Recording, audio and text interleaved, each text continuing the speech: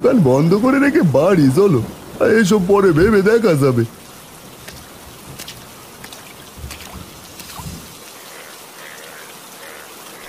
ভাই বলি, বৃষ্টি যতদিন থাকবে মানুষ তো আর না খেয়ে থাকবে না। চলো আমরা মাংস বিক্রি করি বেশি টাকা দামে। বাজারে কিছু না থাকায় বাধ্য হয়েই সবাই মাংস কিনবে। কি বলছো তুমি? মাংসের দাম বেশি নিবা? এমনিতেই ঘরে ঘরে অভাব, বাজারে কোনো সবজি তরি তরকারি কিছুই উঠছে না, তার উপর মাংসের চড়া দাম, সবাই কিনতে পারবে? কিনবে মানে সবাই কিনবে। দেখো ভাই, আমি কি করি, এই বৃষ্টিতে তো সবজির দোকান বসবে না, বসবে শুধু মাংসের দোকান। আমাদের তো এই সুযোগে বেশি টাকা হাতিয়ে নিতে হবে। ঠিকই বলেছো ভাই, লোক বাজারে আসতে আর ফিরে যাচ্ছে, এই সুযোগ কাজে লাগাতে হবে। তুমি বুদ্ধি না দিলে হয়তো ঠকে যেতাম।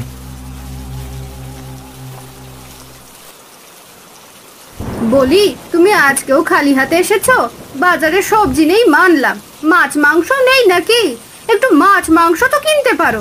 শুধু মরিচ দিয়ে কি ভাত খাওয়া যায় নাকি? বর্ষা শুরু হয়েছে থেকে মরিচ কচলিয়েই ভাত খাচ্ছি।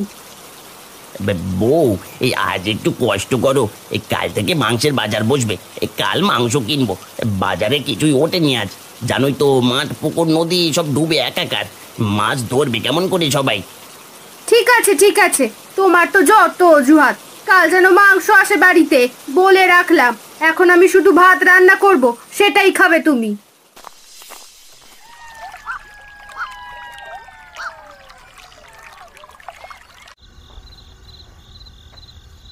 ওগো, তাহলে কাল মুরগি বাজারে তুলবে, মাংসের দাম বেশি করে রাখবে। এবার তো তাহলে সব লাভ আর লাভ। তোমার দাদা তো খুব ভালো মানুষ, তোমার দাদার মুরগি সব তো মারা যায়নি, অল্প কিছু মুরগি মারা গেছে। আজ তুমি আর আমি রাত্রে গিয়ে বাকি মুরগি মেরে রেখে আসবো, যেন তোমার মতো আবার মাংসের ব্যবসা না ধরতে পারে।